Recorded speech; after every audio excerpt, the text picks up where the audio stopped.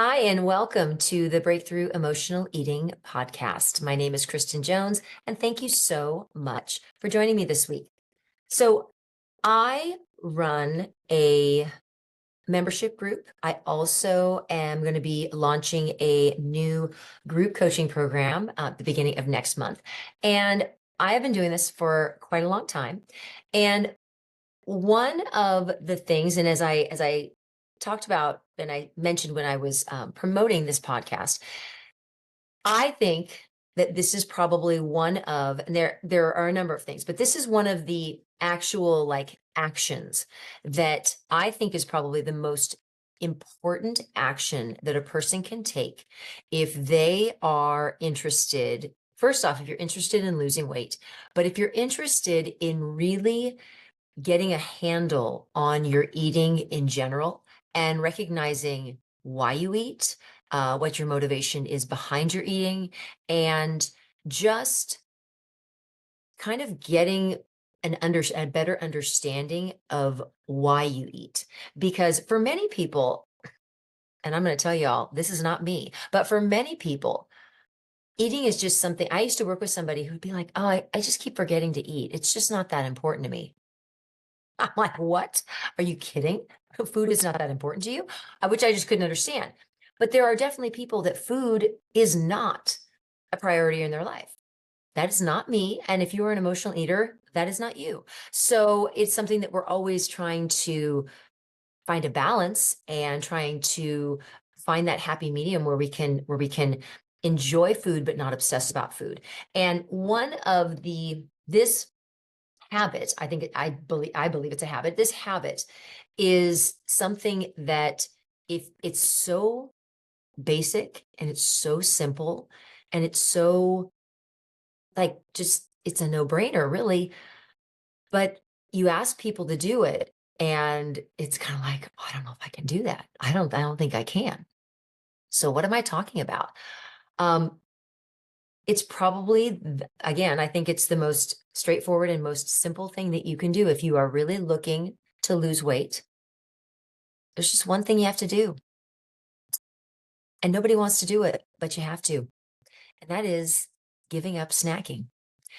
Not snacking will resolve a number of issues when it comes to your weight, when it comes to emotional eating, when it comes to just management of your life. If you're somebody who is preoccupied with food or enjoys food or just has an issue with food. And so it is so basic, it's so simple, but it is really, really can be very, very challenging for people. Some people have no issue with it at all. Other people really find it to be challenging. And I know for me, I know when I started realizing that I needed to curtail my eating, I never ate a meal. I snacked all day long. And so I would be kind of self-righteous of like, well, I don't really eat meals. No, I ate like 5 meals in 25 snacks that I had throughout the day because and I'm going to talk about the reason why. There's three really key reasons why you need to give up snacking if you want to lose weight and keep it off. I think that's probably the most important thing, is to lose weight and to keep it off. And there are going to be so many people who are going to hear this and be like, that is so much BS.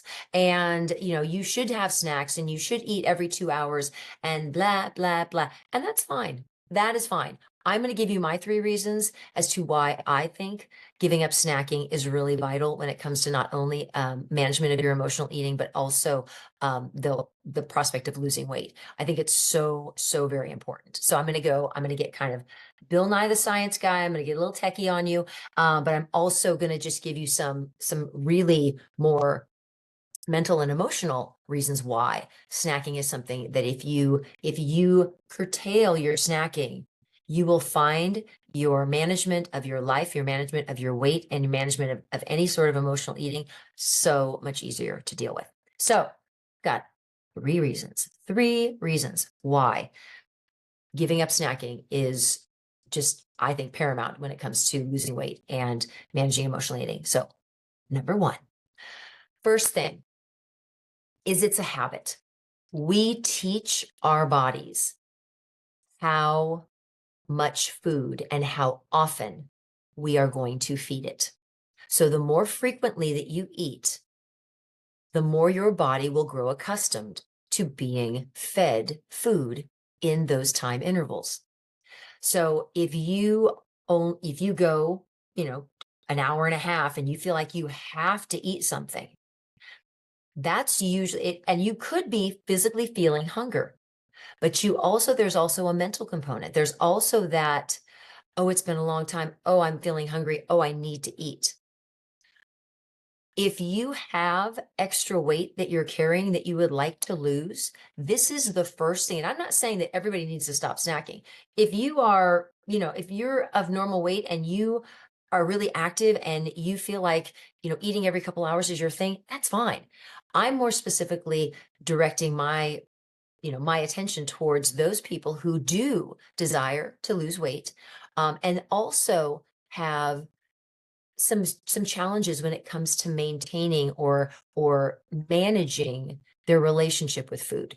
And that's really where it can become very, very kind of dicey. So it can be really, really challenging to if this is something that you're constantly doing, and I'll explain to you why. But one of the reasons is it becomes a habit. So you train your body to expect that amount of food, but you also train your mind to think that you can't get by without food. And I'm going to tell you that when you've trained your mind to believe that you need food every couple of hours, if that's where you are, I would challenge you to look at, is it really food that you need? Is it not something else that you are replacing with food? And that is what you are using, as we call it, buffering. That's what you're buffering with. You're not actually dealing with what you truly need or what emotions you're truly feeling. So if you are a person who feels like, well, I could never get by without snacks, my question would be, why? Why can you not get by? We shouldn't ever be reliant on anything else to get us through the day. But if you feel like, I can't get by without a snack, that's telling you something. One, it might be telling you that you're not eating enough food in your regular meals, but also you might have an emotional dependency on the act of eating. And that could be because it brings you joy, because it's maybe there's not a lot of joy in your life. And so it seeks to be this thing that gives you joy in your life. It is a great remedy for boredom. It's a great remedy for loneliness, sadness. If you're angry, it's a great way to get out some frustration. So I would tell people to really look at, if you are feeling like, oh my gosh, I could never get through, or I'm so hungry all the time. One, are you eating enough at your meals? But two, is it truly hunger, or is it a mental dependency? Are you mentally dependent upon having that break where you get to take care of yourself? Maybe there's another way. There's another form of self-care that you need that's not related to food. And again, I'm directing this more towards people. If you have extra weight that you want to lose, this is that first step that you can take. All right, so that's the first one. It helps you become aware of, are you using food as a way of buffering or not dealing with other issues in your life? Are you using snacking as a way of just avoiding it by keeping yourself occupied and distracting yourself from other things in your life that you might be needing to do?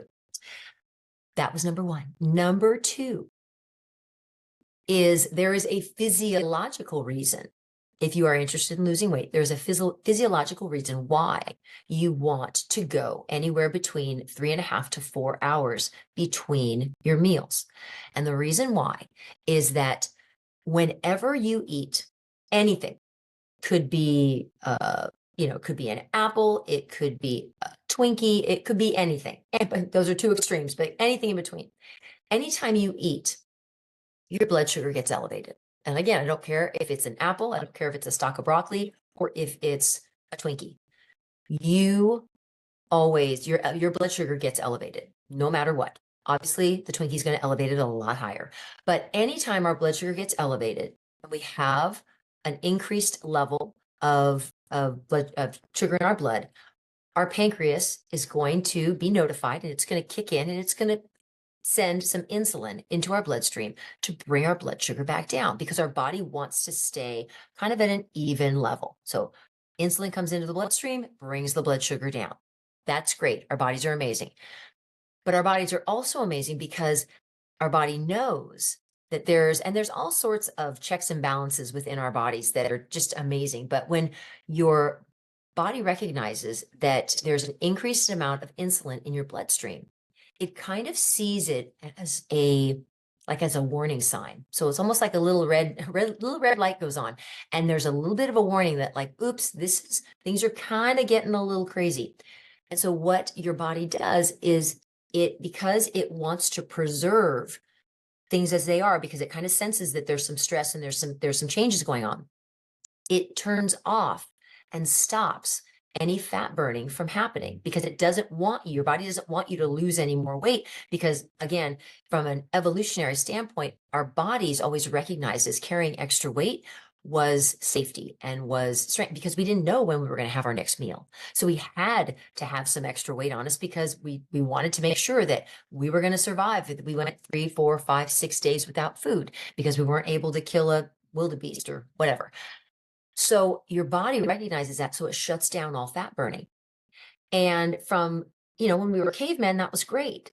But now shutting off that fat burning is not what we want to be doing, especially if you are seeking to lose weight or get lean. So the idea is if you go 3 to 4 hours between your meals, you're going to be able to keep your blood sugar. Your blood sugar is going to elevate immediately after eating a meal, but then it's going to come back down. Pancreas is going to bring in some insulin, bring the blood sugar back down, and then it maintains itself and it stays nice and low and level, and your body is able to eventually tap in to fat cells and use that as an energy source. So there are 3 sources of energy when your body needs when it's being active, or even you're sitting and thinking. Your body always has energy needs. There's 3 sources of nourishment for your body. First one is the food that you have immediately eaten. Whatever you've eaten, your body will use those nutrients first, uses all of those up. Then your body turns to muscle glycogen. There's a tiny bit of glycogen, of sugar in your muscle. It will turn to that next, uses that up. Once those 2 areas are used, those 2 stores are used, then your body will tap in to fat cells. And that's ultimately what we want. You want to be using fat cells. We don't want to ever get to muscle, but we do want to get to fat cells. And that's usually the 3rd place that our body goes to and uses that as a source of energy. So we want to get to that point. But if you're eating every 20 minutes or every 30 minutes or every hour, your body never, ever has an opportunity to get to burning fat. It's always burning the sugar that your body is converting from the foods that it's immediately eating. So there's 2 folds. One, keep your blood sugar level at a low even level, which, again, impacts your mood, impacts your ability to be able to do things physically. We want to keep it level in that way. We also want to keep it level so there's fat burning that's happening. And we want to make sure that we are using the fuel that we have in our bodies in a positive way, but also tapping into those fat cells if in fact you want to lose weight. So back in the day, they always used to say, oh, you should eat every 2 hours to keep your metabolism fired up. I'm gonna tell you, your metabolism is gonna stay fired up no matter what. But that is, if you're looking to burn fat and you're looking to lose weight, that is not something that you want to do. You want to give yourself a little bit more time in between your meals. And so, my recommendation is for people is to eat every 4 hours. So if you are a person who gets up really early in the morning and goes to bed really late at night, you might not have 3 meals. You might have 4 meals, but you need to give yourself that separation time in between your meals so your body, one, is able to use the fuel that it has, but then also it's able to tap into those fat cells. Another thing that is important to recognize is we are not always meant to be full. Full is a sign that your body has and your body gives you and tells you you've eaten too much food. We don't need that much food. Your body, when you feel full, that is your body telling you you have eaten more than we need to sustain and stay exactly where we are. So take that as a clue, like, oh, I might have eaten too much at that meal. Maybe next meal I'm going to try to eat a little bit less, not in order to lose weight, just to be able to get in tune and let my body perform at its best level and its ultimate in the ultimate way that it wants to. So again, first one, mindless eat, it's a habit. We teach our bodies how often we want to be, how often we need to be fed. So you want to make sure that you give yourself that snacking is not becoming something that is a buffer or a separation or is causing you to not deal with things in your life. That's the first thing. Second one is to keep blood sugar level even, so you don't have those huge fluctuations and spikes in blood sugar, and you don't turn off fat burning from your body. The third and final reason as to why you would not want to snack is that your body, when we snack, we have absolutely no concept of how much food we're eating. None. We have no concept. Eating out of a chip bag does not let you know that you have had 16 chips, which is the average serving on a bag of chips, and you have no idea. You can pile down half a bag of chips in 10 minutes and not even feel anything and not even be aware of it. So it becomes very mindless. It becomes something that you're not conscious about. And when we when we do things that we are not conscious about, we are not able to rein ourselves in and we're not able to control our reactions. And so it's really important to be able to make sure that when you are eating, you are focusing on what it is that you're eating, listening to your body and how much food you need to have, and then kind of making the decision about whether or not you need to continue to eat. We don't need snacking is, again, it's a habit. It's a habit that people have taken on, and it is also something that has been artificially created. We don't need most people walking around eat twice as much food as what their body actually needs. Twice as much. If you split your meals in half, you will be amazed and not change anything. You will be amazed at how much your body will change, how much your taste will change, how much your desire to eat as much food will change. Now, am I saying not to enjoy food? Absolutely not. Absolutely not. But we need, and lots of people like snack foods, but the thing we also have to remember is snack foods are oftentimes going to be really convenient. They're going to be heavily processed, and I am not against a heavily processed food, y'all. I will eat with the best of them, but we have to have a balance. And that balance comes from making sure that you have a meal that is well-rounded, that has, everything that you like, that you enjoy, but that's eaten in a way that allows you to be able to continue to enjoy the foods that you love, but also keep it so you're using food not only for enjoyment in your meals, but also as a source of nutrients, as a source of energy. So you can go on and do your day and do whatever you need to do. But when we snack all the time, we're just bringing in so many extra calories that 9 times out of 10, our bodies just don't need. Now, is snacking a sin? Heavens no, of course not. If you're super active and you just can't keep up with the energy levels or the energy requirements that your body has, yes, have a snack. Have something or add something a little bit more at your previous meal. But if you're really looking to understand if you have some dependency on food, if you have some leanings towards emotional eating, try not snacking and see what it brings up for you. See what it creates in your mind. What are the thoughts that your brain tells you? And I'm going to get into the brain right today, because today is just going to be about not snacking, but your brain will tell you an awful lot of things. And a lot of those things are things that you don't really need to listen to. And one of them is that you can't go longer than 2 hours without food. Oh, yes, you can. So really, I would encourage people to really start to look at what habits have you developed, and are you willing to make a change? And I mean, this is just a super simple, not complicated. I'm not asking anybody to change anything that they eat, just asking you to think about, why is it that you feel so compelled to eat between meals? Do you really need it? Or is it a habit? Or is it something that you turn to so you don't have to deal with the emotions or circumstances in your life? That's what we really need to look at. So get really clear on why the snacking is happening, how much snacking is happening, how it's impacting your, not only your emotional reactions, but are you using it as a way to avoid emotional reactions? Or is it something that you need to just say, you know what, maybe I just need to eat more, fulfilling meals and really enjoy my meals, and then not have to do that turning to snacking? Because again, so many excess calories and so much mindless eating that doesn't necessarily need to take place.